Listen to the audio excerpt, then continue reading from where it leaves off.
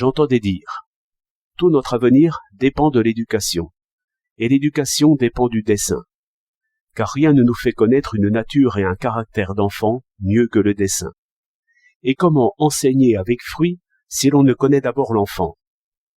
Voyez, on leur a proposé, à ces petits de l'école, des sujets qui éveillent leur imagination sans la rendre aussitôt esclave. Le marché, l'ascension d'un ballon, le corbeau et le renard, le cirque, la moisson et d'autres. Le choix qu'ils font révèle déjà quelque chose de leurs aptitudes naturelles. Mais dans l'exécution, quelle différence et quelle variété. Naturellement, c'est lourd, c'est maladroit. J'accorde même qu'au point de vue plastique, c'est laid. Mais quelle force expressive, quelle spontanéité dans le sentiment, quelle révélation dans le trait. La foi est rare et précieuse. Je ne voudrais pas l'enlever à ceux qui l'ont. Mais ici, l'effort me semble si mal dirigé qu'il faut que je contredise. Je vois bien que ces dessins libres peuvent instruire le maître. Mais l'école a aussi pour fin d'instruire les enfants.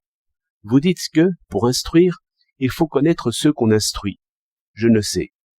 Il est peut-être plus important de bien connaître ce qu'on enseigne. Quant à la nature de l'enfant, qui est inscrite toute en ses naïfs dessins, par ses traits appuyés, par ses mouvements gauches, par ses gribouillages passionnés, je crois qu'elle défie votre jugement et tout jugement. Je vois même de l'indiscrétion dans ce regard de psychologue, qui cherche quelque chose à deviner, à louer, à blâmer, en cette nature où tout serait mauvais par l'ignorance, la confusion, la timidité, l'enchaînement de soi, la fureur, la tristesse, mais où tout serait bon, oui, tout, par science, culture, gymnastique, possession de soi, délivrance.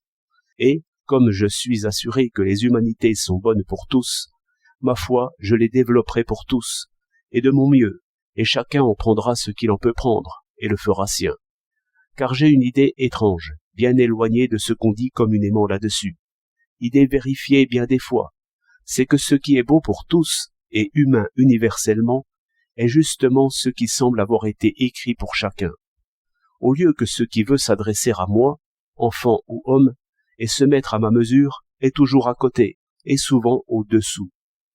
Les psychologues se trompent sur tout, et sur eux-mêmes, par cette manie de vouloir connaître au lieu de changer et élever.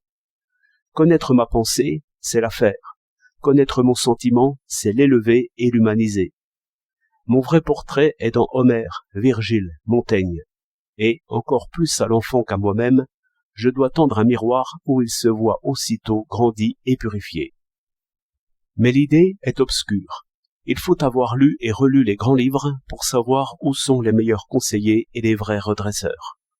Le dessin nous ramène à la même idée par des chemins plus faciles, car, quel que soit le modèle, on en peut faire un dessin convenable qu'en modérant et tempérant tous ces tumultes du cœur, si sensibles dans le frémissement et le poids de la main. La vulgarité s'exprime seule en ses traits appuyés, qui percent le papier. Ce que j'admire dans les plus beaux dessins, c'est qu'ils laissent le grain du papier intact et visible, le trait aérien, sans poids. La ligne témoigne de l'attention et de la fidélité au modèle, mais c'est peu de chose encore qu'une ligne juste. Le trait juste est le portrait même de celui qui dessine. J'y vois en clair la tempérance et la pureté. D'un homme qui sans doute avait des passions vives, oui, mais d'un homme qui, dans le moment qu'il dessinait, se rendait maître de sa main, de tout son corps et de son cœur. Sans y penser. Bon modèle pour tous. À imiter donc ce trait sobre et riche de vraie sagesse, chacun fera sagesse un peu de ce qu'il a. Et sans aucun doute sera mieux lui-même, par la seule attention à copier une belle œuvre. Au lieu qu'à vouloir s'exprimer lui-même sans secours, il se déforme et grimace. Conduit, non conduisant.